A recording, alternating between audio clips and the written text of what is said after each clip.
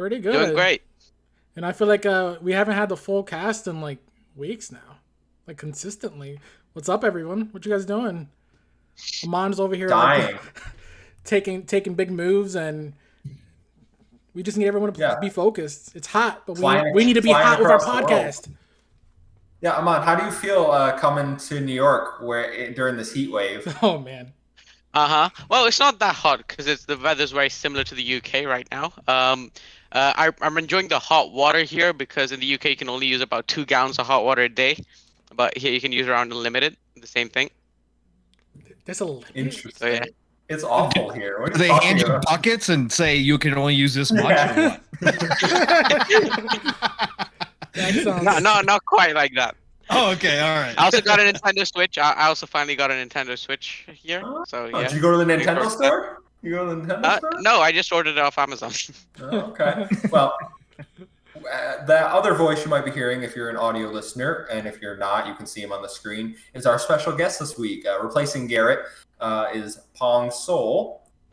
You might know him from the Living Split Screen podcast, panelist on the Shop podcast, Xbox Factor, and the Xbox Ultimate podcast. Shout out Mav, Fun Speculation, our friend of the show. Pong, how you doing? Doing great, man. Thank you guys so much for the invite. You guys have an awesome show here. We were just talking behind the scenes. I can't believe how many fantastic guests you have had on here. So I feel humbled and honored to be here. So again, phenomenal. Thank you so much for the invite. And man, you know what? You were talking about how slow it's been kind of behind the scenes. The past couple of weeks, we've had a little E3 hangover, man. There's still a lot of great topics to talk about, and I'm always ready to talk games. So, happy to be here, and we can definitely get down into this. So let's go. He's bringing it. Before we get to the show, I do give everyone a chance to plug their stuff. So for anyone that doesn't know you somehow, you want to tell them a little bit about the shows you're on? Sure, absolutely. This might take up the entire show, as people joke with me all the time. But so you Pong Soul everywhere. You can find me at Xbox, Twitter. But otherwise, Friday nights Fun Speculations channel, aka Mav, my brother from another, my entire extended family over there on Xbox Ultimate Friday nights, 9:00 Eastern, 8:00 Central Time. Awesome show. We have the Magnificent Seven going on there. It's just really a fun time. Saturday mornings, as you already stated, Living Split Screen being all one word. Myself and my brother from another, I Steal Rain, is just, we started this thing. We just finished up episode 14 last week. It's just him and I. We haven't brought any guests yet, but he and I are both like extreme talkers, right? We really love the sound of our own voices. So we go for, right around, we've been averaging probably 2.5 hours every Saturday morning. We wake you up. Both he and I are high energy people. We have a passion for the entire industry. So it's a non-centric kind of podcast. You can always find us there, 10 a.m. Eastern, 9:00 Central in the morning, 3 p.m. UK time for all of our European friends. But yeah, man, that's been great. The Shop podcast with PTK Blam. He just celebrated his 5 years doing this. I was fortunate enough to do a show early on this year when I first started podcasting. He invited me to become a panel member right away, which was incredible. That was my first show that I joined permanently. That's on Saturday nights at 9 p.m. Eastern, 8:00 Central Time. It's a shorter show. We usually go for about an hour and a half, but we cover all kinds of topics there as well. Just a really good time. And then Tuesdays over at Mr. Boomstick Double Barrel Gaming's channel. Obviously, everybody in this community pretty much knows him at this point. Hardest working man in showbiz right now. But that's the Xbox Factor podcast, the first Xbox Factor podcast of the week for him. He does 2 of them. And that is on Tuesdays at 12 p.m. Eastern, 11:00 Central Time. So yeah, that's where I'm at, man. If you can't find me, I don't know what else to tell you, but I'm always around. Hit me up, follow me, hit me in the DMs. I love talking video games. So yeah, Pong Soul everywhere else. So that's it. Thank you again. Well, if they can't find you, they're not looking for me. That's what I That's true. away from That's that. true. If you're visually impaired, have someone else do it. They'll find them Right. pretty easy. But we'll get into the show proper now, and as we do every week here on Project XTalk, we start the show by asking one question, and that question is, "What you playing?" So I'm gonna go around the room and ask, "What you playing?" Tom, what you playing? Not Yakuza 6, if you're wondering. I know I was talking about how I started it last week. I don't like the combat. Yeah, you're right. I don't know why I ever bothered trying it. I much prefer the turn-based combat in Like a Dragon. This week, I've started playing Borderlands 3 again. Due to the Tiny Tina thing, it really hyped me up. So I bought the Season 1 and Season 2 DLCs. I've never touched the DLCs at all, so now I'm going through them for the first time. I'm having a blast. I mean, I'm playing by myself, unfortunately, because no one likes to play video games with me. Shame. But, that's not going to stop me from playing. I'm enjoying myself. I'm really excited, dude, with the future of the Borderlands universe. I can't wait to see some more. I know I'm not a Borderlands guy, but my brother is pretty pumped about Tiny Tina's Wonderlands. That I remember him playing that DLC back in the day, and it was ridiculous. So I can understand why people would be excited for it. Like, it's a cool Dungeons and Dragons type video game. I mean, it is what it is. So that's super exciting. And yeah, I'm not gonna play with you, Tom. Unfortunately, sorry. Look, but I wasn't expecting you to. But I'm glad you came around to my thinking on Yakuza. Like a Dragon's phenomenal. I don't like the combat of the other ones. I can't do it. Aman, what you playing? So I've been playing tons of Yakuza Like a Dragon. I think I'm on chapter 5 right now. I'm loving the combat, loving the story. I love the humor in it. Ichiban's a great protagonist. I'm also playing Wolfenstein. I downloaded that. It's a pretty cool game. Kind of underrated, I think. I think it's a better shooter than Halo. But yeah, great game. You didn't have to make the Halo insult. Like, you didn't have to take the jab at it. Hey, it's me, man. I have to do my Halo jabs. Paul, if you're unaware, Aman doesn't like Halo. He constantly has to attack Halo. Okay. All right. Well, you know what? I'm a casual Halo fan, not a fanatic, but there's certainly no way I could say that I hate it or it's a bad game. You know who gets me? Jess Corden perfectly gets me. He hates Halo. Lego. I hate Halo. He calls it a Lego game. Yeah, Lego game. Yeah, Lego game. He knows how to rile people up, but he did change his tune after the Infinite trailers. He did say it looks Yeah, so did I. So did I. Okay, all right. So did I. Yeah, I'm gonna become a professional esports Halo player as soon as Infinite drops. So yeah. Well, I'm glad you're liking Like a Dragon. I've preached it to you enough. We had Lord Cognito telling everyone, go play this game. So we don't shop about it. So everyone, go please play it. My game of the year last year, best game of 2020. No one will convince me otherwise. Pong. No, Cyberpunk's the best game of 2020. Yep. So what have I been playing? Well, if you guys don't know, I play everything. I am a guy who dabbles in everything. So I have been playing Dark Alliance, which has gotten a lot of hate, but also people who've tried it got a lot of love. I'm biased, so I can't give you my honest opinion because it's going to be good no matter what, because it's got my favorite characters from the Forgotten Realms ever. R.A. Salvatore is one of my favorite authors, and so that whole crew is beloved by me, so I already went into it knowing I was going to like it. I love it. But I played with a lot of other people, and everybody who's played it so far has had good solid praise for it. Is it a perfect game? Is it a triple A game? No, it's a double A game by an independent studio who did a great job with what they've got. They're working on it consistently. It's already gotten better. It's just a fun game with friends. It may not be the best single player experience for some people, and I totally get that, but as a dungeon, crawler, hack and slash looter, it's fun. It's just pure fun, and that's what I still look for in video games. So I love Dark Alliance, and then game. One second before you get into your other games, because Dark Alliance is on my list as well, and you basically summed up how I feel about the game. Is it perfect? No. My big issue is the server stability. Sometimes it's a little glitchy. You lag back and forth. It definitely needs improvement in that sense. But I think it is a lot of fun with friends. I just did a run before we hopped on here. That's awesome, man. Me and my 3 friends just ran through. It's one of those games, you feel good when you see the legendary loot drop. Correct. Getting your stats to go up. Is it a great game? No. Is it fun to just hang out with your friends and party chat and kill some orcs? And yeah, it is. It is fun. Yeah. So definitely don't think it's a 62 or whatever it got on Metacritic. Like it's so harsh on this game.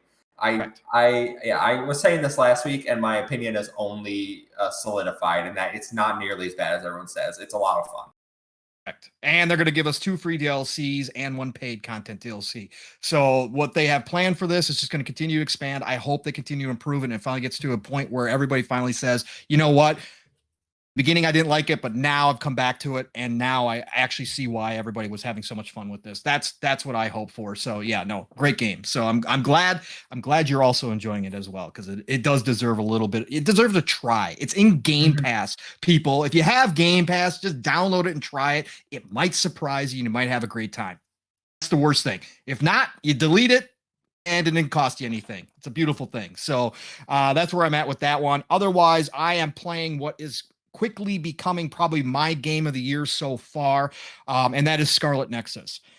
Scarlet Nexus is absolutely an incredible game. Another game that, view-wise, there's been some mixed ideas on it, but once you get into this game, it's one of those games that after you get past the first few hours and really dive into it and really start building up the skills, and you start opening up some other areas, and you start opening up your character even more, this game is absolutely gorgeous. The animation style that they've used on Unreal Engine 4 is probably, I've been racking my brain for over a week now trying to decide if it is, but I think it is the cleanest and prettiest looking anime style game I've ever played, hands down. And, for me, it grabbed me, it pulled me right in. The story gets better and better. At first, it seems kind of a light style story, and then all of a sudden it gets very deep. And again, it's not for everybody. A lot of people don't like all the cutscenes, and I get all that kind of stuff. It's kind of breaks up the action. I get that. But walking into it, knowing that this is a classic action style JRPG set more obviously up to date, Bandai Namco has done a fantastic job doing that. And it is one of my surprises. I was hyped for this game anyways, just because it looked gorgeous, and I'm hyped for Tales of Arise coming out of Bandai Namco too. But this one right here, now that I've gotten into it, absolutely love it. And like I said, quickly becoming my game of the year so far. I just enjoying it so much. Connecting with me here because my brother, I was just talking to him, and he's like, you want to call me so I can rave about Scarlet Nexus for 2 hours because it's his game of the year right now. He is almost, my one friend 100%ed it already. He got all the achievements. Wow. He did the I wish I entire had that time. Yeah. I wish I had that time. My brother is well on his way to that. He is about halfway through his second playthrough with the other character. Impressive. I'm almost done with my first playthrough. Okay. I wouldn't say it's my game of the year. I think Ratchet and Clank Rift Apart still holds that title, but I do think this is a fantastic game. It's the combat is so satisfying. I do have a little issue with the dodge button at certain points, but the actual using your abilities, your teammates' abilities, combining them, and like you were saying, you open the skill tree, you can combine 2, 4 of the abilities at a time. It's so much fun. The animations when you get those crushing blows. Yes. Little cutscenes, so satisfying. It's absolutely unbelievable. So and I think you summed it up perfectly. The story starts out a little slow, and then it has that. And I'm not going to spoil anything. Just go play. But it has a distinct cutscene where you're like, oh shit, this just got real. Yep, correct. And things just take off from there. And you do need to play both stories to get the missing links, because there are things that will be left out of one side that they'll tell information at certain points, but you're not going to get the full picture. If anyone's played Fire Emblem 3 Houses, that is another game where you really need to play through all the paths to kind of get the entire picture, and then you can decide, who's right, who's wrong, what's going on. And I liken it a lot to that sort of game, just not the play style, but the similar story. And I like the visual novel of it. So I'm loving it. You don't get that from every game, that different perspective feel. Sometimes a separate playthrough with a different character still feels exactly like the same first playthrough. But I've been talking to Steele because I went Kasani first, right? So I went the girl I first. went Yuito. Okay, there you go. And Steele and I have been talking because he went Yuito as well, and we were talking. He's like, "Hey, did you get a part where they talked about this? And what was that? What was that dynamic like?" And I'm like, "Well, sort of, and this is kind of her side, and he's like, whoa, wait, he's like, that's totally different. He's like, now I got to play through as Kasane as well. I'm like, yes, and I know I have to play through as Uito as well, because that is so cool to have that different perspective from two different characters. So awesome. I love hearing that. Absolutely. It's fantastic. If you haven't checked it out, please do. I think it's a great game. Certainly it's scoring well. I hear it's not selling well in Japan, unfortunately. It's sold like 30,000 copies or something. Really? Okay. Yeah, which interesting. Yeah, not a great showing, but I've seen a lot of people playing it. I've seen a lot of Twitter blow up over it too. So I don't know. Maybe it's just something about Japan not connecting with this type of JRPG, but I see nothing but good things about it on Twitter. So I'm apart from what we've already talked about, because you and me are playing the same games, I'm gonna wrap up Ukulele on PS5. I'm on the last roll of that, slow going because I've been playing Scarlet Nexus nonstop. And then I also picked up Guilty Gear Strive. Lucky. Jealous. I am. Yeah, so I'm not a fighting. I play I go to Smash Bros tournaments, so I play Smash competitively. But traditional fighting games is not something I've ever been into, or like, really sat down and been like, oh, I'm gonna take the time to learn this. But Guilty Gear, like the art style, really attracted me, and then everyone said Strive is really simplified. They cut down the number of special moves. They made the inputs a lot simpler. You can cancel like everything in this game. You can cancel specials. You can cancel cancels. Like, it's the most absurd thing. I'm still learning all the mechanics because I literally just started it, and they have a great tutorial mode. Basically teaches you basic combos. It teaches you Roman cancels. It teaches you all the mechanics, and then shows you how to use them. And there are lots of missions, like just going over basic concepts. So I'm really liking it. I picked my character already, so I'm gonna stick with her. Try to learn her. I did get my ass kicked a little online because I was like, I did the basic ones. I'll just go beat up. I'll go fight some low level people. And then I think my record is 1-9 right now, so went about as well as I expected. But I had fun. That's what matters. Having fun. Gonna learn a new fighting game. And I'm gonna stick with it. The only thing I don't like is the story mode isn't really a story mode. It's just a movie that's like 4 hours long. Correct. And I'm like, why would I sit there and watch a 4-hour movie? Like, I have on all the other Guilty Gears I have. I enjoy them. I'm like, I don't know what's going on. Like, maybe I need to watch a recap video or something, and then I'll like put it on in the background while I'm working. Or I'm not sure, but liking that. Excited to play more. I haven't played as much as I want, but yeah, pretty pumped about that. So that's it. Unless you guys got another game you've been holding back about playing, but if not, we'll get into the news. And King Arthur says, "What up, Doe? Great time, baby. What up, King? Nice to have you here. Thanks for stopping by." So we'll get into the news roundup. And story number 1 is kind of a follow-up from last week. Xbox Cloud Gaming expanded to PC and Apple devices officially. This was announced by Catherine Gluckstein, Vice President and Head of Product for Xbox Cloud Gaming over Xbox Wire. xCloud, or Xbox Cloud Gaming as it's officially known, is now available to all Xbox Game Pass Ultimate members with Windows 10 PCs and Apple phones and tablets via browser. If you're a member or want to become a member, go to xbox.com/play. We're not sponsored, but they can sponsor us if they want. It's available on Edge, Chrome, and Safari.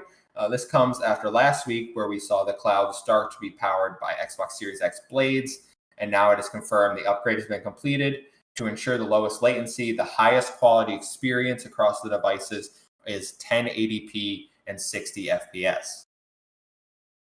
Guys, we talked a little about cloud last week, but now it's official. Has anyone jumped in to experience now that it's available to everyone? Because I haven't had a chance. I have.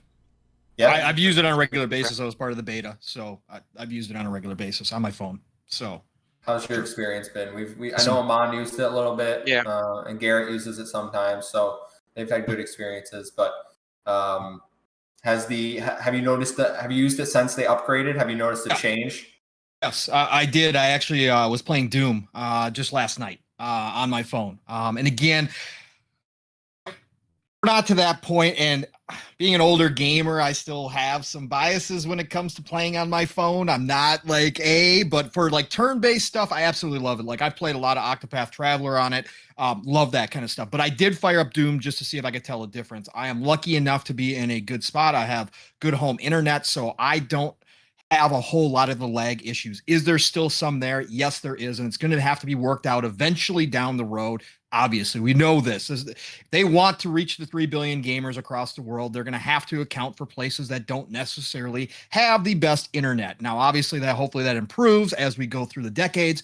But as of right now, they can do a lot of things on their end. But yes, playing Doom the other night, you could definitely see and feel the difference with the new server blades being upgraded to that Series X. Absolutely a much cleaner, much better experience. I was kind of blown away, actually. I played through probably almost... Did I play through? Yeah, I played through one whole level of it, which I never do. Again, first-person shooters on a phone, not my deal. But I did it, and it was satisfying, and it was good enough to get through Doom, which again is a fast-paced, high twitch kind of game. It's not something that you can have a whole lot of lag on, and I was okay. Did I die a few times where I probably shouldn't have? Yeah, probably. But overall, for what I was doing and for having it on my phone, laying in bed on my Wi-Fi, it was a fantastic experience, and I had zero complaints, and I was actually really impressed. So yeah, for sure. That's awesome to hear. Now, speaking of Doom, unless someone has more to say about Cloud, we've kind of talked about Cloud at length on the show, and it's kind of, we don't really have much to say about it. But speaking of Doom Eternal's next gen upgrade is out. Xbox Series X performance mode is 1800p, 120 FPS, balance mode 4K 60, ray tracing mode 1800p, 60 FPS. Xbox Series S performance is I put 1080p, 120 FPS. Balanced mode is 1440p, 60 FPS, and ray tracing is not available, unfortunately, for Series S. How the hell did they optimize this game so well? Because we have seen people constantly complain that the Series S was marketed as a 1440p machine and that it never lives up to it, that we see things, 1080 or lower in some cases.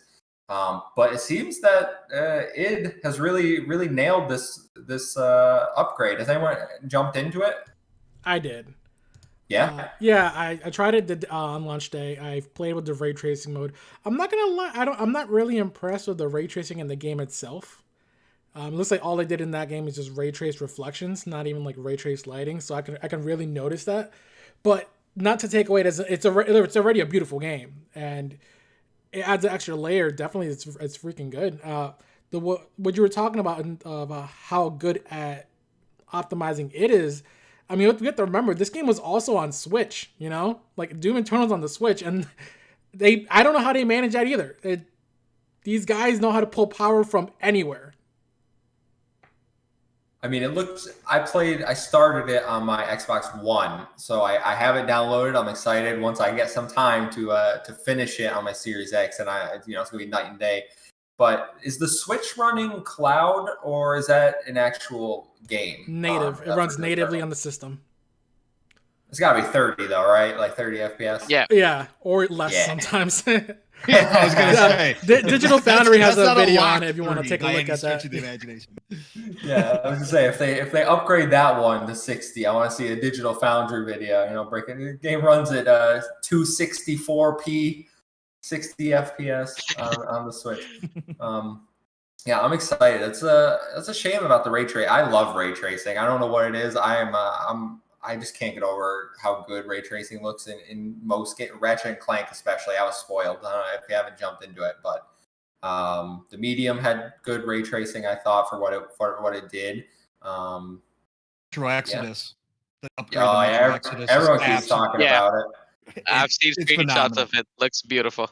Oh, it's phenomenal. It's ridiculous. It's like a whole new game. I started over. I just said, screw it. I was like, nope, I'm going to play through it like this because this is just incredible. And I want to see everything all over again. So I just started over again. It really is that impressive. And that, again, with Doom, I fired it up the other night just to check it out, just to check the updates. And, I do agree that the ray tracing isn't all over the place, but some of the reflections did bring a little bit more life to some of the places that I saw. Again, I only took a quick dip in, but I did switch it over to the 120 mode. I am a 120 whore. I absolutely, especially when it comes to shooters, I absolutely love how I can feel the difference in the 120 and whenever I'm playing. And on Doom, I could definitely feel it. It's just magical, that mark. And I'm willing to give up a little bit of the graphics to get that 120. I really am. So, obviously with all the tool sets now upgrading and getting even better and better and all the stuff we got coming down the road, hopefully they won't have to sacrifice as much, because I think that 120, if you've got the ability to do it on a Twitch shooter, on a first-person shooter, it does make a whole lot of difference when you play that game to see it and feel it at 120. It really does. So that's what I noticed right away, and I said, well, when I come back to this, 120 is my mode. But I did like the ray tracing. The ray tracing mode did give a little bit more oomph to the game, so I did enjoy that. So hearing your two perspectives, I think I'm going to go with the 120. I just keep talking about my OLED over here, but I gotta put it to good use. I got the 120 now, right. so there's a reason for it. That's what I played Mass Effect at 120. I was like, I'm just gonna do it. Like, oh yeah, so do I. You don't need it for Mass Effect, but it's there. I'm gonna use it. And it still feels good in the shooting. I'm telling you, when you get in those big battles, that 120 makes a difference. I love it.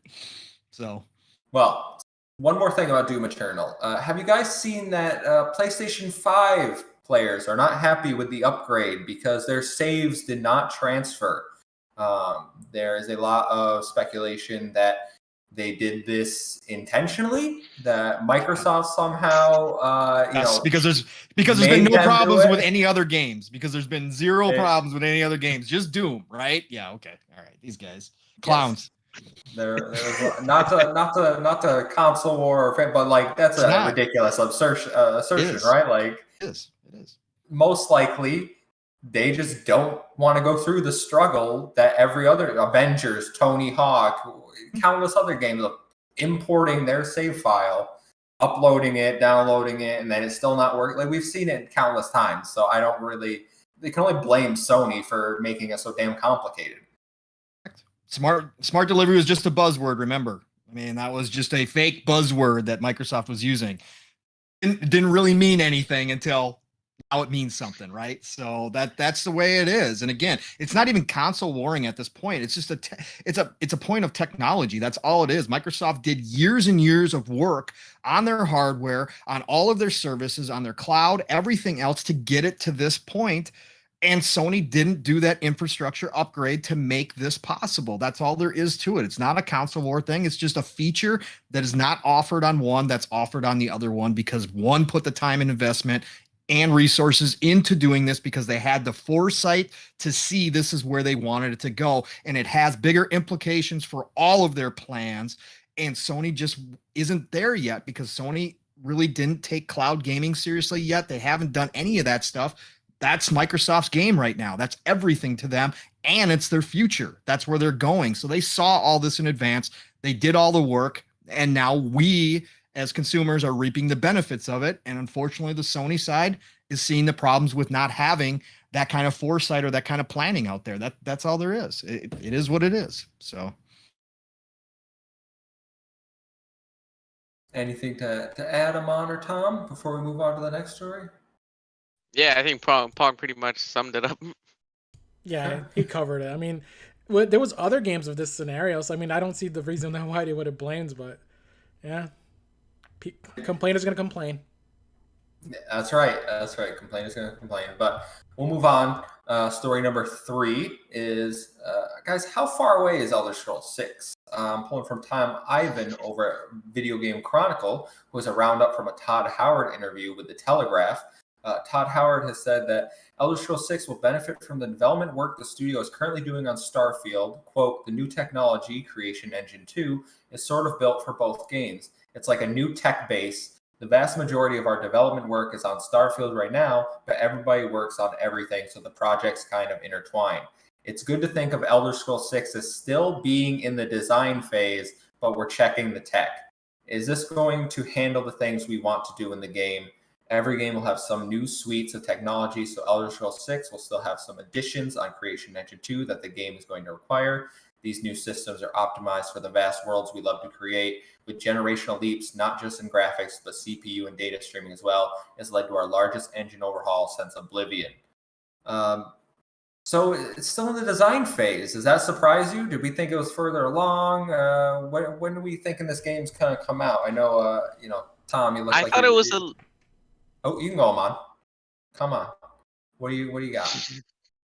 Yeah, no, I thought it was a little further along than the design phase, but yeah, I think it's like a end of the gen game, probably the last year of the Series X.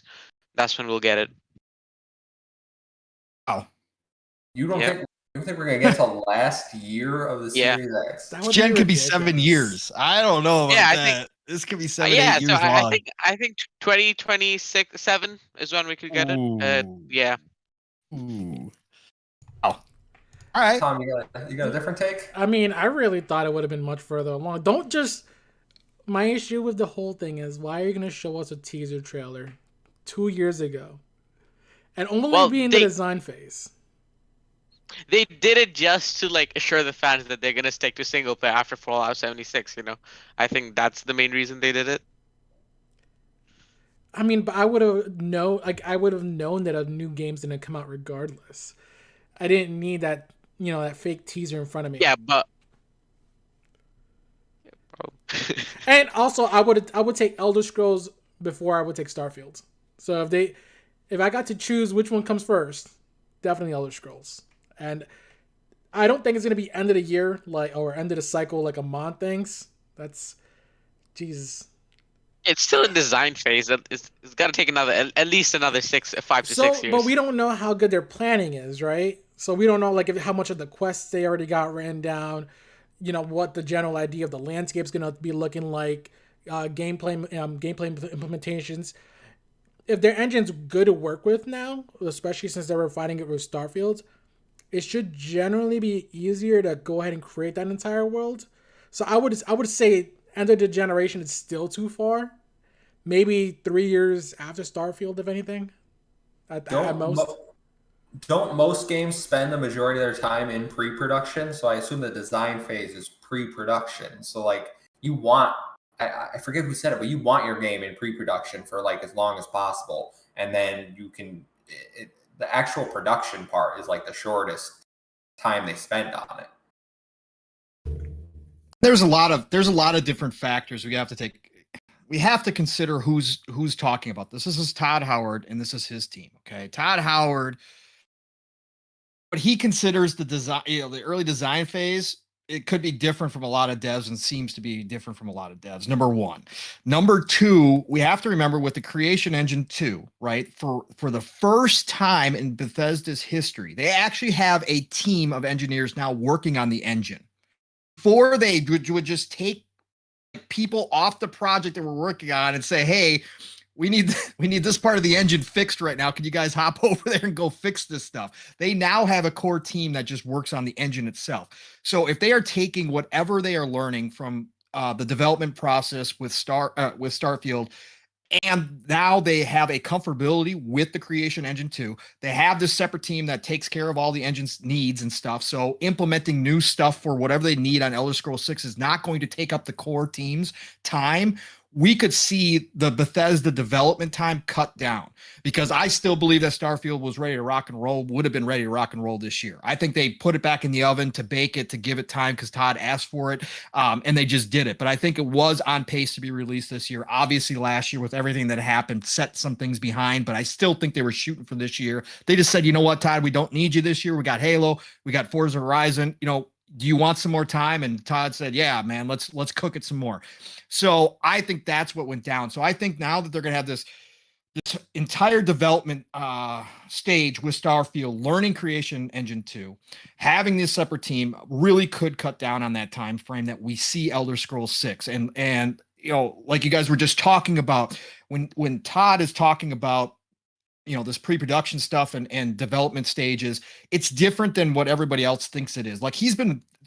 Indiana Jones was announced. We're not going to have to wait 6 years for Indiana Jones. Mhm. Todd's already done a majority of the work. He pitched it to Lucas, however many years ago. For Todd, that means he already had the entire basic premise of the entire game already laid out and how he wanted to see it done, right? That's how Todd does things. Same thing's going to be here for Elder Scrolls. I'm sure they got a lot of the pieces already in place. They already have a lot of major pieces built out and how they think they're going to lay out. And they're going to, as Starfield wraps up, that team's going to start transitioning right over into Elder Scrolls 6. They're going to start development. I think it's going to be a 2025 holiday 2025 release. I think they're going to get this thing and knock it out of the park. That's where I'm at with it. So I think we're on the same page. 2025 is what I was thinking as well. I think that lines up with Tom 3 years after Starfield, because Starfield's 2022. So I think that makes a lot of sense from my perspective, since they are, in the planning stages, designing. Creation Engine, from what Todd has said, is really going to make this game, I think, a lot easier for them to make. It's really going to, especially if they're mastering it now with Starfield, which we know is a next-gen only title. So they already have that, the Elder Scrolls 6. I can only imagine how good this game is going to look when it comes out. And now they only have one system or two systems, PC and Xbox, to focus on. They don't have to worry about anything else anymore. So that's extra. Yeah. And if Starfield is next gen only, I can imagine Elder Scrolls is only going to be Series X and S as well. They're not going to. They'll let the Xbox One people stream it through the cloud. What they're doing there, but it's going to be PC and Series X. They're going to want the machines that are powerful enough to play this console or this game. So I think 2025 is reasonable. And just in case you're wondering, it was 2009 he pitched to George Lucas about Indiana Jones. So yeah, 12 years 12 ago. years. 12 years. Yeah. That's another one of his babies. I can't wait, because he's wanted to do an Indiana Jones, so that's huge. I can't wait for that one too. I really want to know what kind of game it is, because I've heard people say third person action adventure. I've heard people say no, they're gonna go weird and do it like a first person type thing, and I'm like, I really hope it's third person. We have enough first person games coming from Xbox. Agree. So. Yeah, it's curious. Yep. Because right around that time frame was like when Uncharted was massive, so maybe that's where he got the idea. You know what? Let me go out there and try to get the actual IP. Right, the one that started it all, the one that the man, the myth, the legend, the one that matters. Yeah.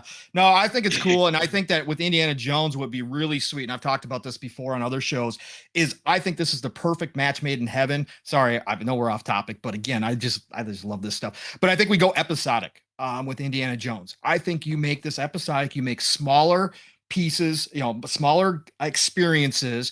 It's perfect for Game Pass. It's perfect for a lot of different situations. You can pump them out every 1 to 2 years. You put Indiana Jones in different locations, all different kind of new adventures. That's his whole gig, is traveling around the world. You got the entire world. You just make episodes everywhere, finding new treasures, new everything, new antagonists, everything, each little setup, but it would cut down your production time, and you can keep putting out those pieces, keep people happy. People would constantly be saying, hey, when's that next Indiana Jones going to drop? When's that next Indiana Jones going to drop? It's like crack, man. People are going to want it, especially if they do it right. Because, again, I know Indiana Jones doesn't have the same kind of appeal that he may have in his prime. There's still that Indiana Jones inside of a lot of us. And it comes out when you get to see it on screen and go adventure and go puzzle solve and find treasure and all that kind of cool stuff that we all want to do as kids. I think would be awesome as an episodic kind of adventure. So that's what I'm looking forward to. Yeah, I'm not even an Indiana Jones fan, but I think the concept, like in my mind, he's got the whip. I think that can be a fun gameplay mechanic, like latching onto stuff, use it for combat. I just think there's a lot of possibilities with this game, so I'm excited. I haven't thought about that episodic approach. For some reason in my mind, and I don't know if anyone will understand this reference, but I was like, where in the world is Carmen Sandiego? Yeah, that's really what you were talking about. That's probably right. It's probably too young for you, Amon. You probably have no idea what the hell I just talked about. I certainly do. Yeah. I was like, where in the world is Indiana Jones? Yeah. Jones. Yeah. Where's he gone now? It'd be amazing. I love it. We can move on if no one else has anything. No, All right. Pog, I wanted to ask you, like, what were you thinking with episodic? Like, 8 to 10 hour experience or shorter? Yeah, no, I would say that 10, I would probably say that 8 to 12 hour experience. Again, your main core experience being that you could have some side adventures that branch it out a little bit more that get you up to near that 15 mark. But if they just wanted to come in between 8 to 12 as an episodic kind of thing, I think it would be perfect. And again, if you could pump out those every 1 to 2 years in a new location, give somebody something different to look at every single time, I can guarantee, especially like I said, it's perfect for the Game Pass model. It's absolutely perfect. It would give them that consistency. They're already going to have a ton of content. Like, I'm not even talking about they're going to need it, but I'm just saying it would be a great game to drop like everybody knows, like every year and a half or let's say every 2 summers, we're going to get a new Indiana Jones adventure to look forward to. Kind of like when they announce movies and they say, okay, we're going to have, movie 1 here, movie 2 here. It'd be perfect. Everybody be looking forward to it. Again, if they pull it off and they do it well. If they don't do it well, it's, all bets are off. But if they do it well, it would just give people that anticipation of looking forward to the next adventure. That's the way I look at it. So not even Game Pass, but it kind of reminds me of what we're seeing Sony studios do, where they do these not DLCs, but like they're kind of expanded DLCs, like Miles Morales, Uncharted, what was Lost it called? Lost Legacy. Yeah, those type of shorter experiences that maybe don't come out at the $60 price point, come out at 40, and then you have Game Pass. I think 40 could be a good price point because, as you said, Indiana Jones isn't as popular as it used to be. And people might be like, oh, I remember Indiana Jones. I'll pick that up for 40 or 30 or whatever. I think they don't have Game Pass, but get Game Pass. They'll keep it at 60 though. That they have to pad that Game Pass number.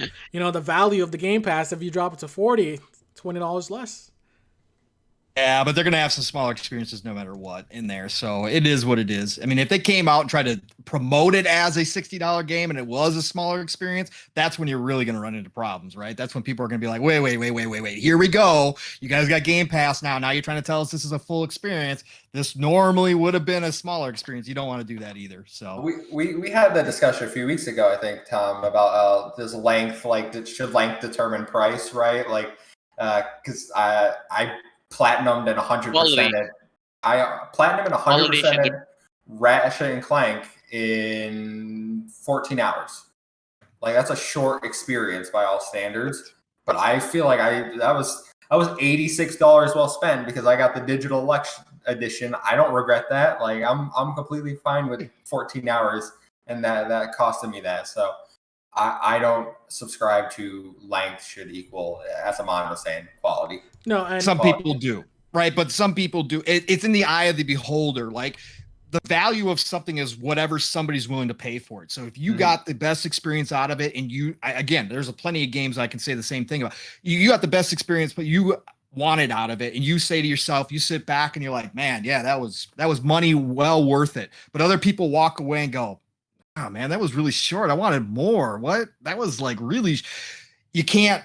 Neither side is wrong in that case. It's just that you're going to appeal to some people when you can say your game is longer versus shorter. And I know some of that is a stigma because you're right. Length should never determine quality. You're absolutely 100% correct. It's just in the minds of some people that's going to say something to them, and they're going to walk into it already expecting something, and it may drag it down for them. But again, that's on them. That's their problem. But you're still going to have both sides of that coin when you look at it. Some people are going to be happy. Some people just won't be happy. So it is what it is. You got to do what you feel is best for your game. Creators, at the end of the day, it's all about them. So. Yeah. And then there'll also be the fanboys. Right. Yeah. We don't count them. It is what it is. Well, we can go to the next story. Remedy is expanding the Control universe, guys. In a release on Tuesday, Remedy announced they've signed a co-publishing and development agreement with 505 Games, the publisher of Control, for a multiplayer spin-off game in the Control universe. They gave some details regarding the game, which is codenamed Condor. The game will be a new 4-player co-op PvE game. It will be built on Remedy's Northlight engine and will be available on PC, PS5, and Xbox Series X and S. Tom, I want to get you in. Did you play Control? Is this something that you're excited for? I played Control. I never beat it, by the way. I always find something else that piques my interest, and I'll go back to it eventually. Like it took me like a dragon months to beat for the same exact reason. I can see a co-op game in the Control universe being really interesting. Actually, we're already getting a lot of these kind of co-op games. But so I mean, whatever. Exactly. But with the Yeah, I Control was universe, wondering if you could bring that up. I can see it work. With the Control universe, there's a lot of like supernatural powers that come along with it. So, if every character is different enough, and have their own special abilities to go along with it, it can be good. I mean, is it something I'm going to be super excited for if it, whenever it comes out? I guess I'll just have to wait and see some gameplay. I mean, there's just so many of these kind of games. I don't know what to be excited for anymore. Amon, you were shaking your head. Yeah, no, it's probably not something I'm looking forward to. There's too many co-op games right now, especially PvE. We have Extraction, Back for Blood, Warhammer 40K. It's just too much. I'm gonna push back a little bit. Like, is you don't like PvP? So No, it's since not these- that I don't like PvE. It's just there's too many of them, so I probably won't have time to play this one again.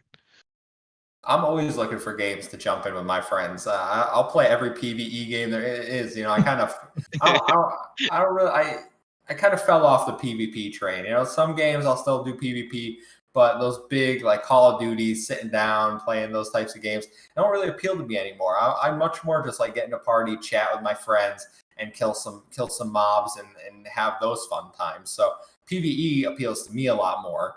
And I loved Control. I played Ultimate Edition this year when I came to PS Plus, and I thought it was fantastic. The DLC sucks. I don't care. I don't like that DLC, but I would love to just be like a agent of the Bureau, and somehow the thing is, like, if you give everyone powers, that's weird because Jesse is really the only one like supposed to have the powers in the Control universe. Well, I want to. Besides her brother, right? Like, Yeah, but what I was thinking was more like how there's the objects of power, so Yeah. everyone can have like a different object of power, and and they everyone use can, them. Right. yeah, and then use Okay, them. that'd be cool. That would be cool. Pong, you play Control? Yeah, I've played. I haven't beat it. I waited for the Ultimate Edition to come out. I'd started it, and then I heard about the Ultimate Edition, and I just waited. So it's sitting there. It's downloaded. It's ready to rock and roll. I just haven't jumped back into it on Series X yet. But I love the concept. I actually enjoyed what I did play. I probably played 10 hours, 15 hours in it. So really love the whole experience. Again, I don't until. It's hard for me. There's certain games that I get hyped up for, right? There's certain games I know are going to be good. There's certain games that I always go into, but I never try to downplay a game just because a developer comes out and says, "Hey, we want to go try this new way of, we're going to take this universe we created and we're going to try a whole new experience."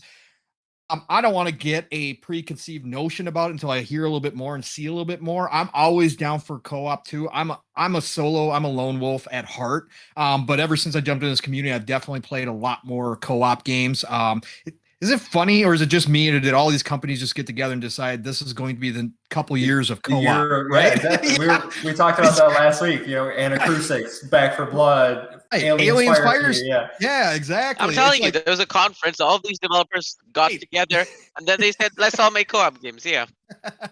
I mean, it's great. It's fantastic. Like, because like you guys, I do look for those experiences because they are fun. And like I said, I don't have too many bad experiences hopping into parties with friends. Even Outriders was fun despite all of its issues. It was still fun to hop in with a friend. I beat it co-op style, right? That's what I did.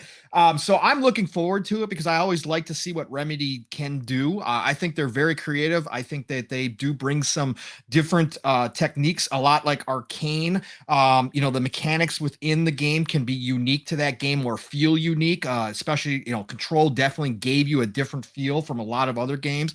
So for me, I'm always looking forward to what Remedy can put together. And this is no different. I'm going to look forward to it and try to see what, I want to find out more, see how they're going to do it. Like you said, there's some things, different elements that they can bring in from Control, but how they're going to put it all together when you're co-oping, that's going to be completely kind of a different style. So I am looking forward to it. And I can't wait. Again, Remedy's on the upswing, but they do take their sweet time with their games. Again, where's Crossfire X, guys? Crossfire X, finish Crossfire X before you start talking about new games, please. I want that, please. Again, I'm looking forward to it. Remedy's a good development team. So make it tie into Alan Yeah. Wake more. They also have a lot of games in development. Didn't they sign like Yeah, a 2-game they deal do. with Epic Games and like now 3 or 4 right yeah, now that we know of. yeah. Yep. Wow, Yeah, that's they have crazy. lots of They're games in expanding. development. Just finish Yeah. Crossfire X. Stop. They said it's almost done. We reported on it like 2 weeks ago or something. Yeah. Right. It was supposed to be done It's not last coming year. to Game Come Pass on. though. It's not coming on Game Pass though. Yeah, no, it's not coming to That's Game unfortunate. Pass, but it is what it is. All right. Well, we got 2 more stories, and we'll go on to the next one. And we were talking before the show. You like Mass Effect, so maybe this will appeal to you. Former head of BioWare, Casey Hudson, has announced a new studio called Humanoid. Casey Hudson's known for his work on iconic titles like Knights of the Old Republic and the Mass Effect trilogy. Casey Hudson left BioWare in December. The new Canadian-based studio will be working on a brand new IP. And I was going to, reference Garrett because he's Canadian, but he's not here. So, I'm excited. Casey Hudson, original Mass Effect guy. I love Mass Effect. I don't know what they're going to do. I hope it's something similar to Mass Effect and not Anthem. Like, let's stay as far away as possible as from Anthem and Andromeda, even though I don't know if Casey Hudson did Andromeda. I don't think so. I don't think he did. He was gone at that point. Yeah, I thought they came back after the fact. But stick to the good. Let's go back to that, Casey, and you'll have me on board for whatever Humanoid puts out. I'll certainly look forward to seeing it. Absolutely. Yep. Casey Hudson's again. How much talent has EA thrown away? How much talent did they have accumulated and they just wasted it and let them all or forced them basically all to leave because they wanted to do this stuff their way. They wanted to do, they wanted everybody to just pump out multiplayer games because that was the way to do it. And they had this core group of talent, especially BioWare, that was some of the best talent at creating single player story driven experiences, RPGs, right? They just let it all walk. They just let it all go away. So I'm happy for I'm happy for Casey. I can't wait to see what he brings out again. This is something that if I'm Phil and the Xbox team, I've been on the phone with Casey a lot and I've been going, what do you guys got going on? Let us know, where are you guys going? We are now the home of Western RPGs. We'd love to add another one. Come on over. Because I think there's so few people in this industry. There's a ton of talent in this industry, but there's so few leaders in this industry when it comes to like the Todd Howards of the world that can put together a team and have a proven track record at this point. Again, KOTOR, right? Mass Effect, Dragon Age. You just don't get any better than that right there. I mean, if you just brought in a resume and said, hey, this is my resume, man, that's you're done. You could retire on that. So at this point, I can't wait. I'm excited to see it. I'm glad he branched out. I'm glad he's not going to have anybody over him. I'm glad he's going to be able to do whatever his creative genius wants to. He'll be able to bring in the people. I'm sure there's plenty of people that he'll be able to draw because he is a well-known person, well-known developer in the community, and I'm sure he'll draw on a lot of talent there. And I can't wait to see what he comes up with. I'm excited. This is awesome. Come on, Tom. Feel free to jump in. Yeah, Pong pretty much summed it all up. Yeah. Oh my god. You know what? I'll just let everybody else go first. I'll end it. Okay, so you guys just go first from here on out. Before we started the podcast, he man. did say he can you talk. phrased it perfectly. You man. just phrased it perfectly. Like it doesn't get better than that. But try. That's all I'm asking. All right. Okay. So I think Casey Hudson was the creative director for the new Dragon Age 4, and then he just abruptly left sometime last year. Again, we don't know how Dragon Age 4 is going to turn out to be since Casey Hudson's gone. I think that game had a few development changes recently. I'm looking forward to what they announce. I think they'll start off with an indie title and then if it's successful, expand to a more AAA approach. I don't know. Do you think that he'll like stick to the formula that BioWare has created, or would he try to do his own thing, even in the indie format? I think he's gonna try and do his own thing, or there might be some similar elements from like Mass Effect and stuff, but I think he's gonna try and do his own thing as much as possible. I'd love to see a return to like Mass Effect 1, more like RPG narrative driven as opposed to like Mass Effect 3, like third-based cover shooter.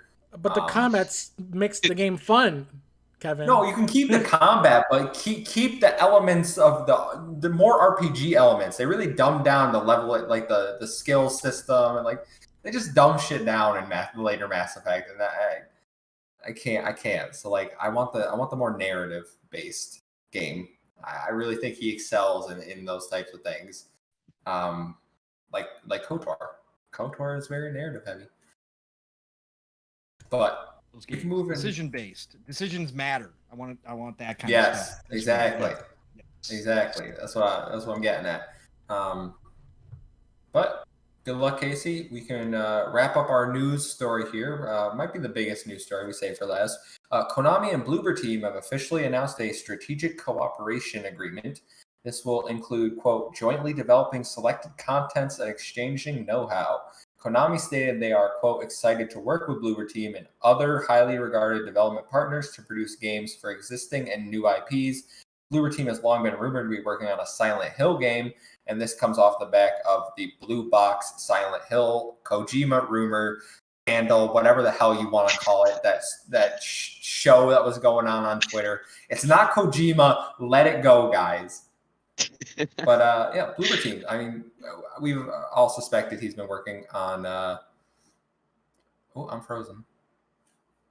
No, you're not frozen for us. You're Hello? good. Frozen for us. You're good. You're good. All right. Well, you know what? I'll take over and start talking, I guess.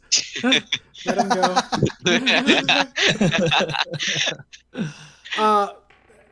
We early on in our podcast, we talked about this too, where we thought that, you know, that Bloober Team would be like the best choice to, you know, take the mantle of Silent Hill. So, I'm excited for the partnership. I would love to see where it goes. If anyone can make a good Silent Hill game, it's definitely going to be Bloober Team. They have like the entire feel of the medium felt Silent Hill to me, from like the camera angles to the gameplay. They can do so much more with a better IP. It'll only make the, you know, what's more of a small development studio like Bloober Team comparatively, they'll just become massive after that if they'll take off so far. I'm back. I froze. I don't know if anybody noticed, so I came in midway there. You weren't frozen still for us, moving. by the way. You were still fine. You're still moving. Yeah. My whole Discord closed and then restarted. So you were fine for us. We could see you talking, moving, everything. So. All right. Well, I'm glad you kept the show going. Yeah, Bloober Team. I love Bloober Team. Tom and I did our review of the Medium, our spoiler cast. We were both, you know, we loved that game.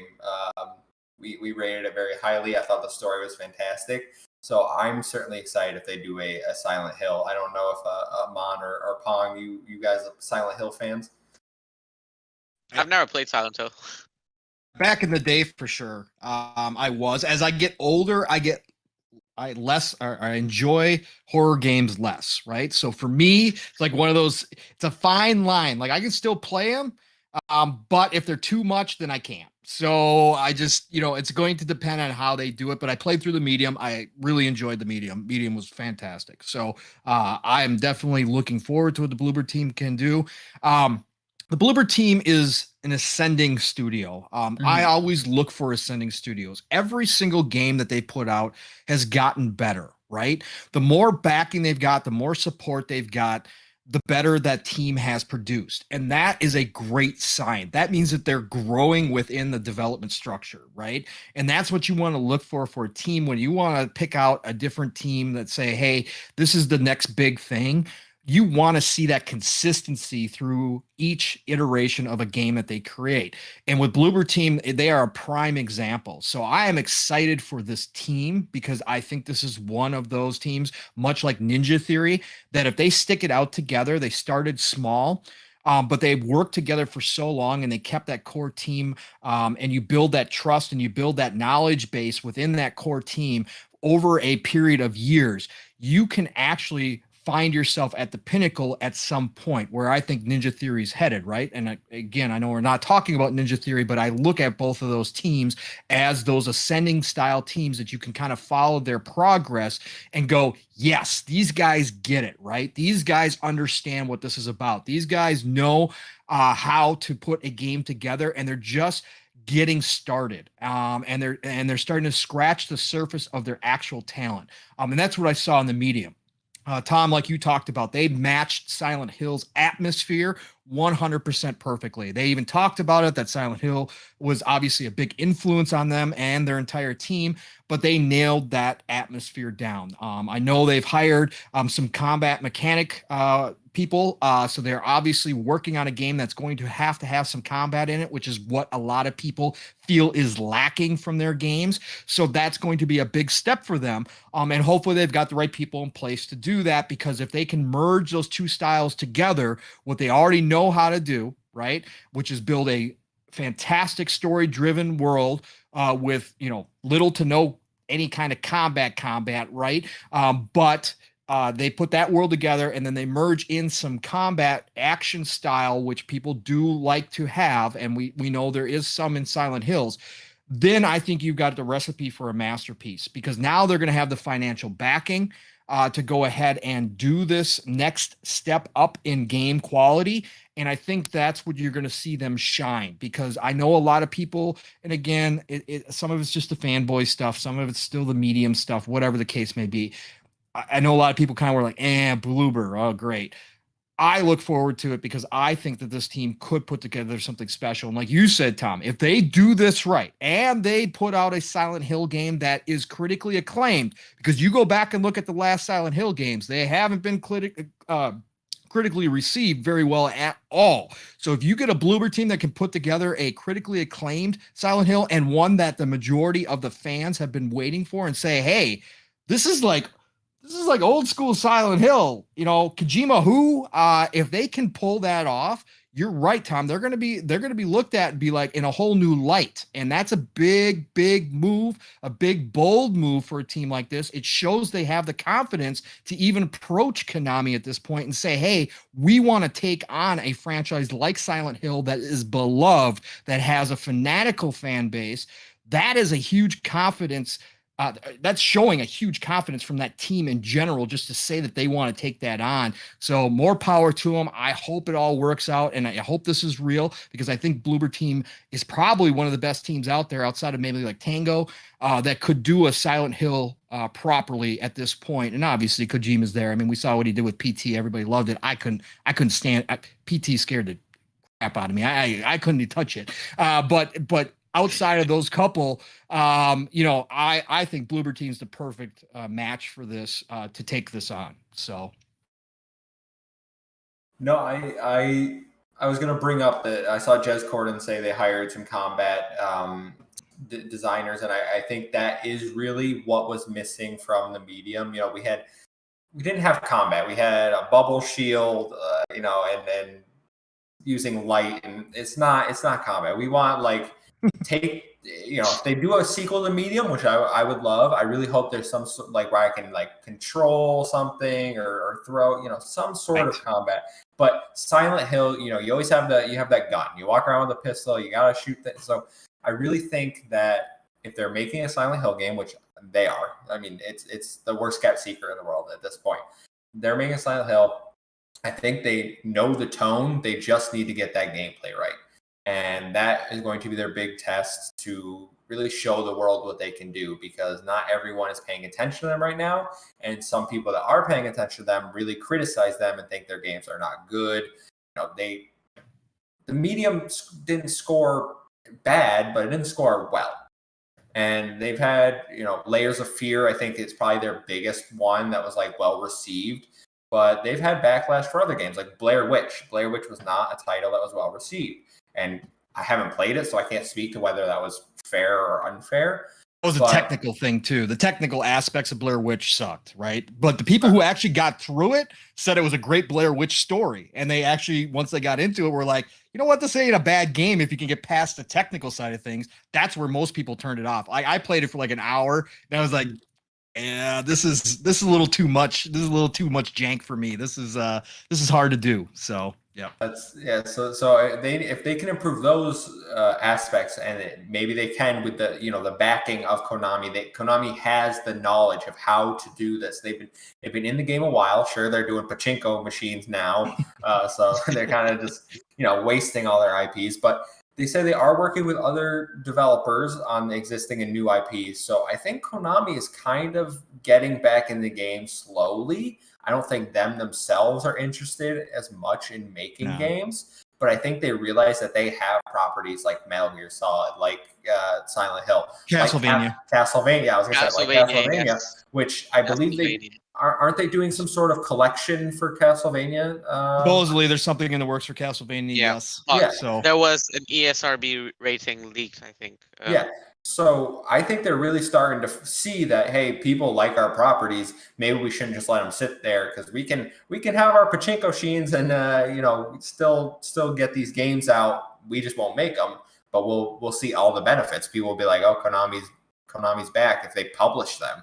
Say Bloober Team makes them, Konami publishes them. That's a win-win for everyone. Bloober Team raises their stock, Konami appeases the fans of those IP. So I don't see a downside. Just going back to Castlevania real quick, it really astounds me that they really haven't capitalized on that franchise in such a long time. Series, right? Exactly. There's a Netflix anime that's critically acclaimed at this point, and you have all the hype behind that. Netflix anime is amazing. It is amazing. You're just gonna keep your series there doing nothing. The last game was what, on the 360 and PS3, right? The last actual Castlevania game. There was I feel like there were some ports to the 3DS or something. I feel like there was some Castlevania something on the 3DS. Am I imagining that? There's something in between there, I think. Hold on. I think there's something in between there. Yeah, I remember the one I played on the PS3 had good combat and a good story behind it. They made a sequel to it too. But after that, I think they just went in dead silence with Castlevania, if I'm remembering correctly. See indie games like Bloodstained. I don't know if it's Bloodstained, but that's basically Castlevania. That was well received indie. Oh, you're right. They had Grimoire of the Souls for mobile back in 2019. But that was they made a pachinko machine out of it. As they would. Lords of Shadow 2 was the actual last full game that they put out, which was Xbox 360 and PS3. Yeah, so it's been a while, and they're, like I said, they're just letting their money-making franchises sit dormant, and I think maybe they're finally starting to realize that's not probably the best thing. So if you're hearing me, Konami, give me a Yu-Gi-Oh game. You got the rights, all right? I want a duel. We got those. No, I don't want just the card game. I want back in the GameCube era, they made actual story-based Yu-Gi-Oh game. It's kind of with the anime characters, and it was way better than just the actual playing the card game. If I want to play the card game, I can go fucking play the card game. Well, the interesting side of the Silent Hill thing too is if the second game rumored is true, because if they've got another they said high-profile Japanese developer working on a second Silent Hill game, how are you going to have those two come out unless they're two completely different style games? That's what I'm curious about. What? Got two different developers, two different parts of the world making a franchise that is beloved, which is fantastic. That's great. Silent Hill's been, gone for too long.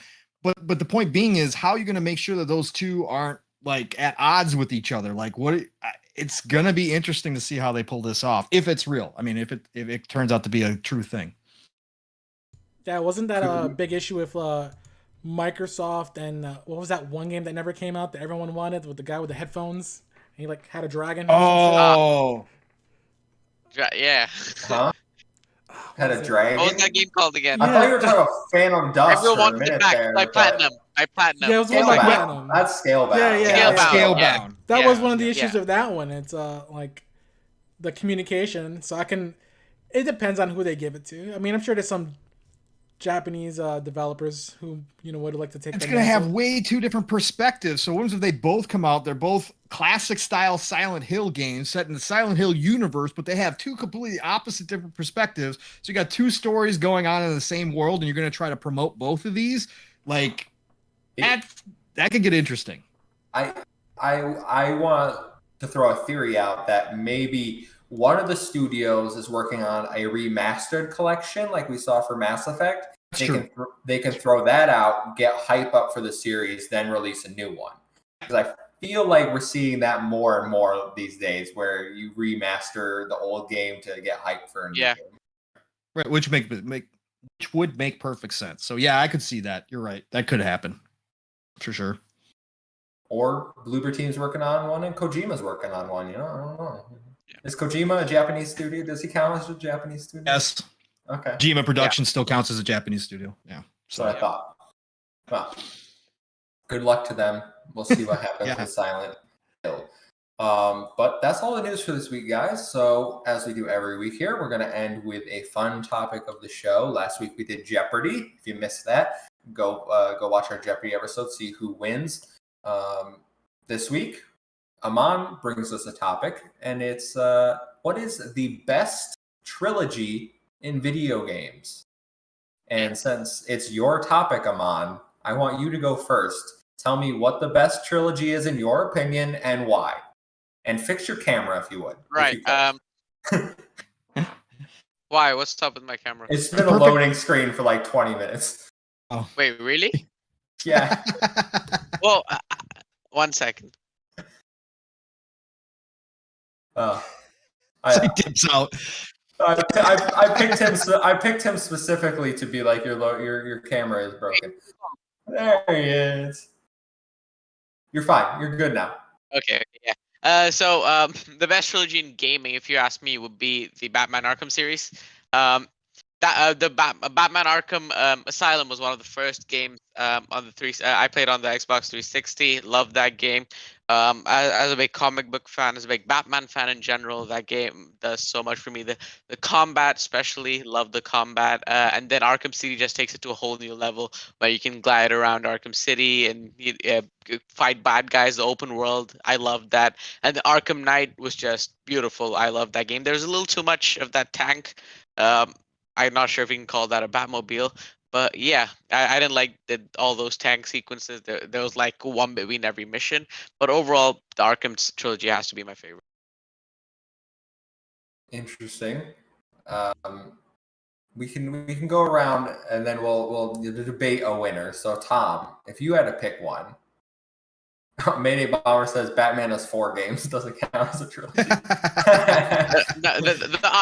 Arkham Origins is like a standalone, so it's not part of the trilogy. Yeah. Exactly. All right. So that's your pick, Tom.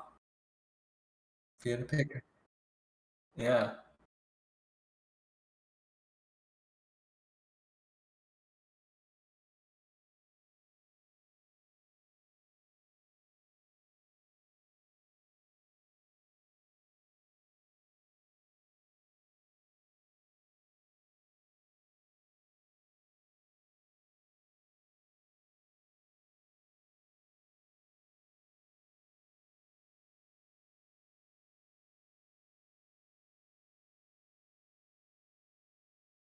Oh, you're muted. Apparently, the stream can't hear you.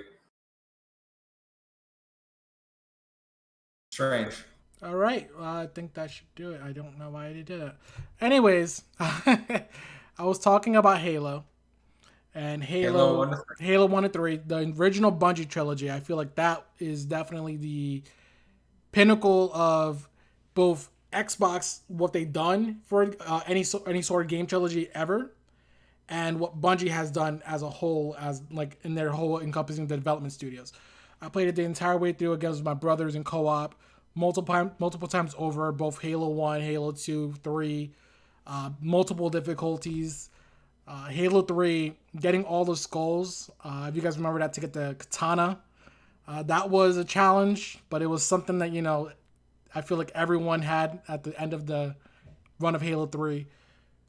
Just a good series, man. I have to put this one separate than the 343 one. I don't know what 343 is even freaking doing anymore. I don't even know if you can consider it like one set thing anymore. I have no idea what 343 is doing. But I'm excited for Infinite, by the way. But yeah. No, I would struggle to call 4, 5, and Infinite a trilogy because they're all very different, in my opinion, like story wise. Not cohesive like 1 and 3. But Pong, I think I know what you're gonna go with because you talked to me before the show. So what's your pick? We'll get you in here.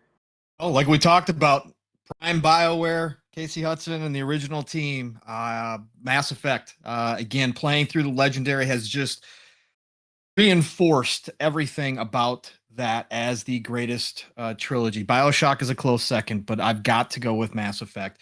It simply changed everything. It came out, and I know for some of the younger people, they don't remember a lot of these times when these games came out. When Mass Effect came out, it changed how the gaming community thought about sci-fi storytelling within games. And I don't think it's been duplicated or matched since that point when you look at the trilogy as a whole. The character development is probably the biggest change, right? The character development in that game is incredible. I have never cared about characters more than I do with the Mass Effect trilogy. And even going back to it now, even though I know a lot of the plot points, even though I know a lot of the decisions, I still care about these characters. It's like I liken it back to or I should say that when I think back on how I first experienced it, when I fired up Mass Effect 1 again, because I'm not one of those guys who goes back and replays and replays and replays again and again and again. I just like too many games. I got to go try a new experience. But when I fired up Mass Effect 1 on the Legendary Edition, I got the same goosebumps from the music, whether it was in the ship or whether it was in the menus. It doesn't matter. I got the same goosebumps I did when I first fired it up on my 360 all those years ago, right? That is something that you can't duplicate. And when I started going through the story again, like I said, I was drawn right back in, even though I knew the main points, even though I remembered a lot of the story and a lot of what happens. I got drawn right back into that. It feels like an interactive movie. And I say that because we see that a lot in different games that are like, story based games where we feel like we're playing a movie, but a lot of the times there's not a whole lot of action to it. Mass Effect has a whole lot of action to it. And yes, I understand that some people still have issues with some of the side fluff that they had to put in there, but you got to remember when this trilogy was made, that was kind of the deal, but they took it to a whole nother level. BioWare expanded out what people thought an RPG could be, and sci-fi especially. Sci-fi has a special place in my heart when it comes to things like movies. I don't read a lot of sci-fi books. I read a lot of high fantasy books, but sci-fi specifically in video games has not been well representative through the years. And it's one of the best examples or one of the best worlds, one of the best places that you can go travel to in a video game. However, technology wise, can't always get that feeling because it's really hard to do some of the really modern or futuristic stuff when you're talking about a video game. But Mass Effect pulled it off. And 1 through 3, and again, we can debate all day long 1 through 3. You can do that. But the trilogy as a whole still stands the test of time, which very few video games can do. Story itself stands the test of time to this day as one of, if not the greatest example of sci-fi storytelling in video games, period, point blank. I don't care what you bring into this. I still think it is. So Mass Effect for me is by far the best trilogy. You make your case very well. And so this is a little harder for me to decide. I have a list down here. I had Splinter Cell 1 through 3 because I do think the first 3 are fantastic. Halo 1 through 3, obviously. Halo 2 being my standout. I put Gears 1 through 3 because, again, and Gears 2 being my standout. I put Crash 1 through 3, Crash Bandicoot, because I'm a huge platformer. I love Crash Bandicoot. I even put Jak and Daxter 1 through 3 because I do think that trilogy is phenomenal. But there's just one series on here that rose above the rest of my list, and I don't want to sound like I'm disagreeing with Pong, but it is Mass Effect. Mass Effect is the best trilogy in video games. I feel very strongly, as someone that just played through the Legendary Edition and almost 100%ed the entire Legendary Edition, almost got all the achievements. Every part of this game is phenomenal. Phenomenal. The storytelling is phenomenal. The characters, every single one, even minor characters that you think are never going to see again, they pop up throughout the trilogy. They have their own backstories. The amount of detail, just walking around the Citadel, hearing the stories of the people and how they're like living in the world. I don't think any other RPG certainly has captured my interest, has really got me into this role as much. You know, going in, I always talk about it, going into the suicide mission of Mass Effect 2, you really are like, I can't lose anyone. This is my crew. These are my homies. Like they will not die. I will not let them die. And you do everything you can to keep them alive. So it's just something that you can't. Amon, what the hell are you doing? Please. You are flickering back and forth. You are just flickering back and forth, man. You are making my screen go all over the place. You broke up my flow here about Mass Effect. And even though, as I was saying, Mass Effect 3, I think is the weakest in the trilogy for me, because I don't like the way they did the side quests. The whole journal is a mess. They dumb down the combat a lot. They dumb down the story structure, the mission structure, but it's still a really good game. And I can't comprehend a series as well constructed as those first 3 games. So for me, it's Mass Effect, and I have to go with Pong here. So you're shaking your head, Tom. I have to. A trilogy to me, they go out with a bang. They end in a way that it's satisfying to, the majority of players. Mass Effect 3 really screwed that entire premise for me for Mass Effect. I'm not going to, throw away that the gameplay wasn't good. The characters in Mass Effect weren't good. But man, that ending though, I was surprised that you put that up there, and Pong as well. It's a good trilogy, but at least, geez, the ending, guys, come on, it's not impactful. At least with Amon, he chose Arkham, which I would definitely not choose as one of the best trilogies. It ended nicely, especially when you follow what he does with the Nightfall Protocol. It's a clean ending to what is Batman. He's gone. If he ever does come back, he's gonna have to be a fresh start. The world knows who Batman is. That's a good ending. Master Chief, ending in Halo 3. That's a good ending. Halo 3. Yes, this is good. Master Chief, that was really good. But Mass Effect, I have no it's not good, and they had to go through and patch it later on to try to make a better ending, and it still did an unsuccessful job at that. I would have chose Uncharted over Mass Effect, by the way. Oh. Or Jak and Daxter. Or I would have thrown Jak and Daxter up there. Or Splinter Cell. You could have done Splinter Cell. I would have been like, man, Kevin, I respect that decision. I love all those games. But Mass Effect, if I had to choose only one of those could exist, I'm picking the Mass Effect trilogy. I will get rid of Jak and Daxter if I have to. I will get rid of Splinter Cell, and I know that's hard, but the Mass Effect series is way more impactful to me than either of those games. Right. And I hear what you're saying. About the ending. Do I think it is as bad as you're making it out to be? I really don't. As someone that just saw it, is it I think part of the problem, and Pong, you can go after this, but Mass Effect 2's finale is perfect. There is nothing. The final mission of Mass Effect 2, you cannot get better than that. So when they made Mass Effect 3, like, what are they going to do? Another suicide mission? I understand that they needed something, and maybe this isn't what everyone wanted, but it was always going to fall when you compare it to Mass Effect 2. It wasn't never going to hold up to the Mass Effect 2.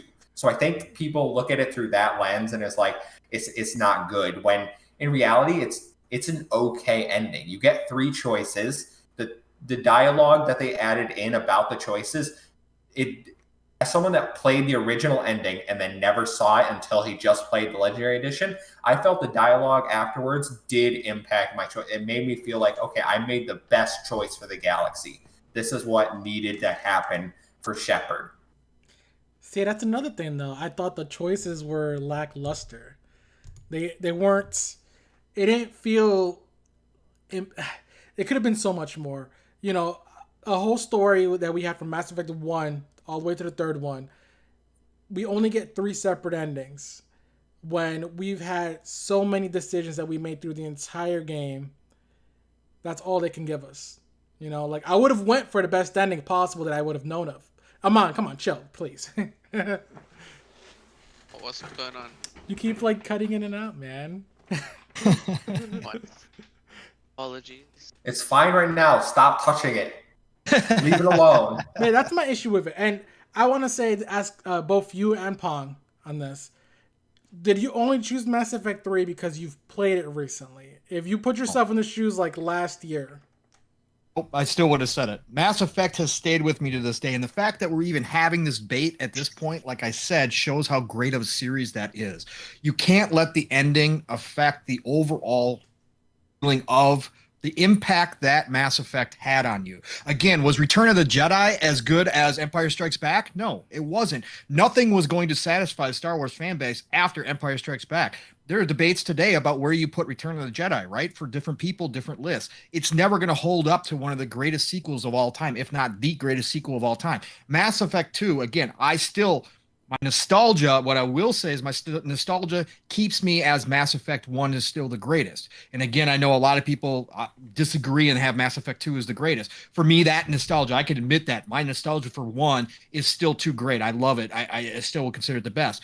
But when you look at the entire trilogy, the impact that it had on not only me personally, but obviously millions and millions of people to this day, that we waited this long to get a legendary, and it came out and it not only held up but superseded most of our memories, shows how well crafted that entire trilogy is. Despite the problems with the ending, despite all the hoopla that surrounded that ending, and I was playing it back in the day when that all happened, right? And it was a huge uproar, right?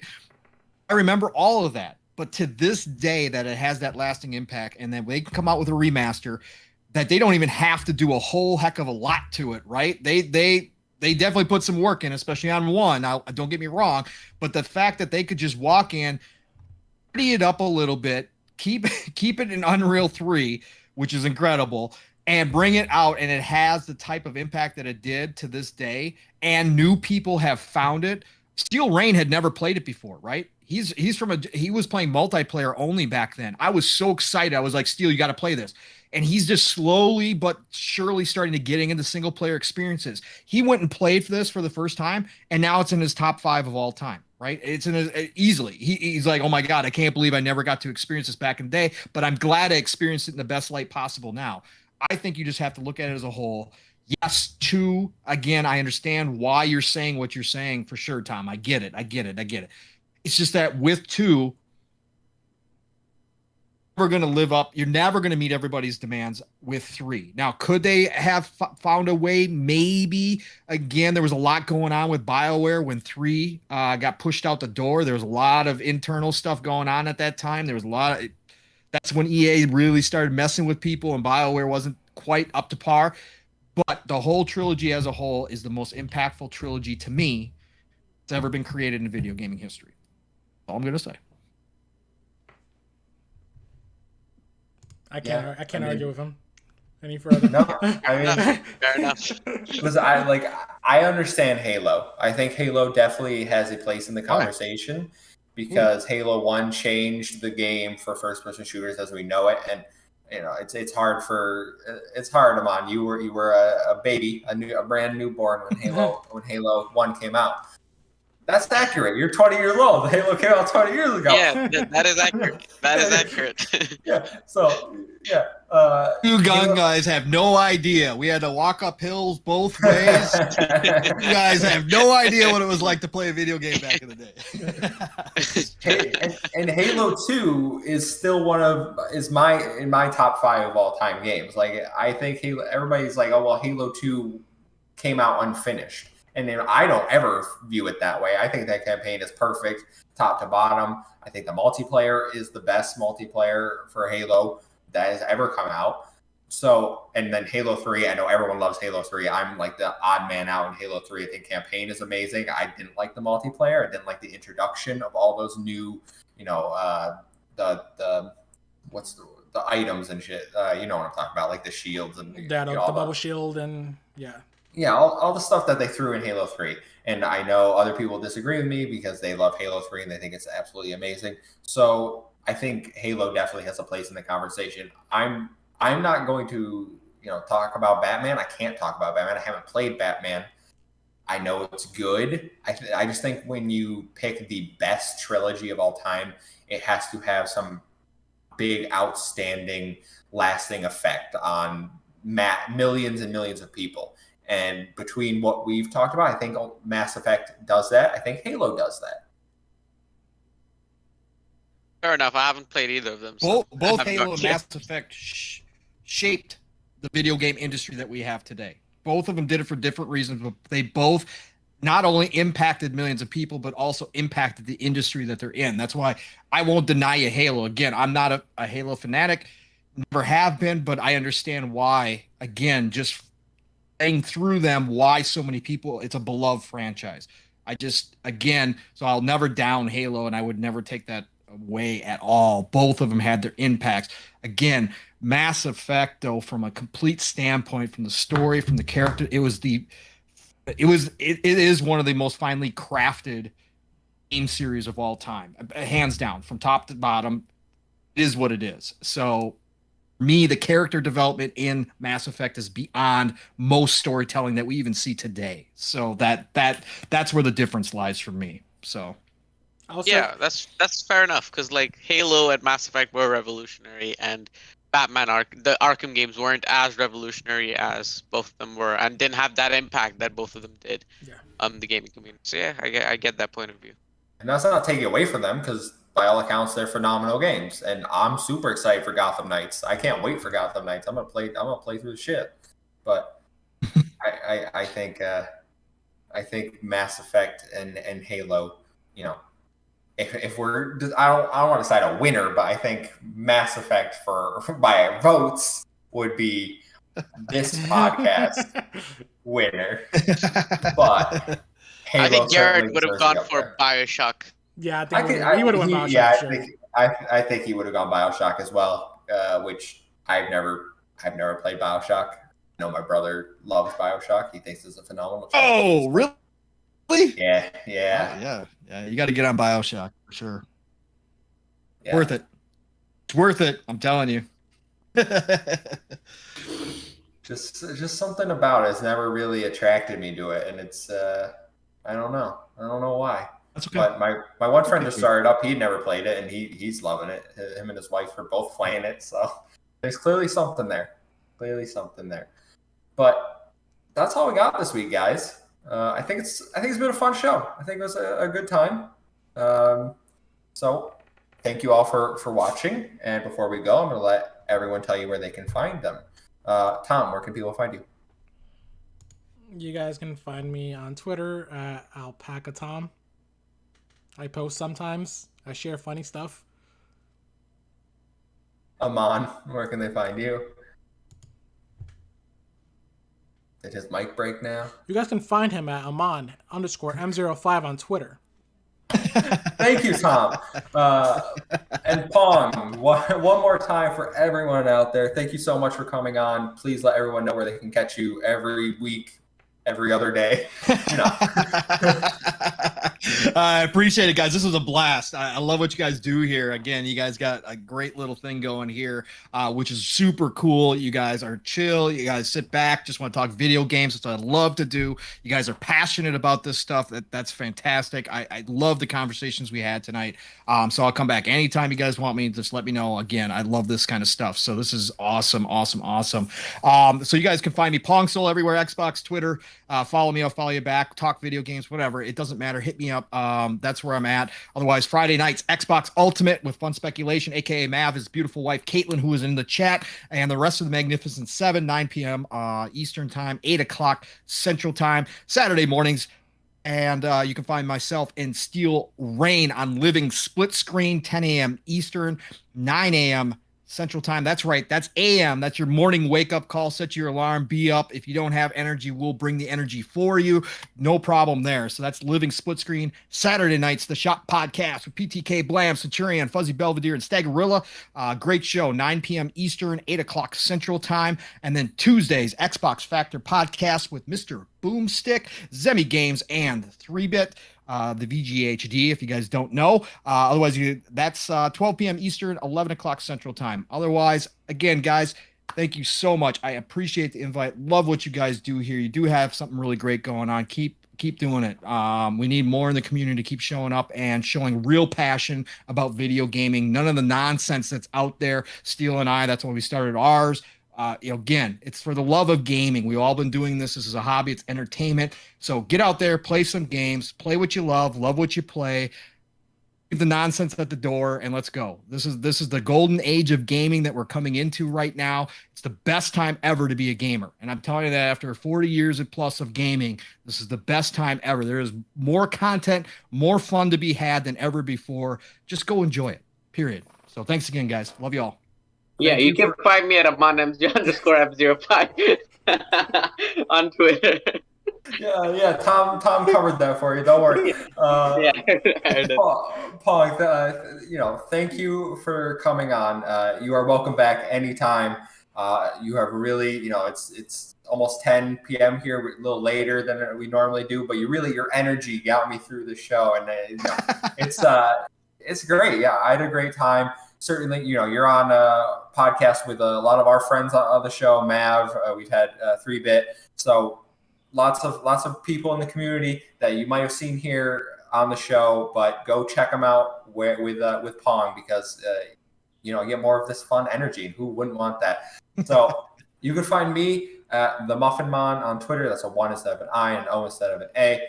That's my gamer tag. And the Muffin Mon on PlayStation, because someone took it, as I've mentioned. If you want to play some Guilty Gear and whoop my ass, please add me over there. But that's it for this week, guys. We will see you next week. Make sure to like, share, subscribe. Give us some Apple reviews, ratings. Really does help the podcast out. Thank you, and we'll see you next week. Goodbye. Bye.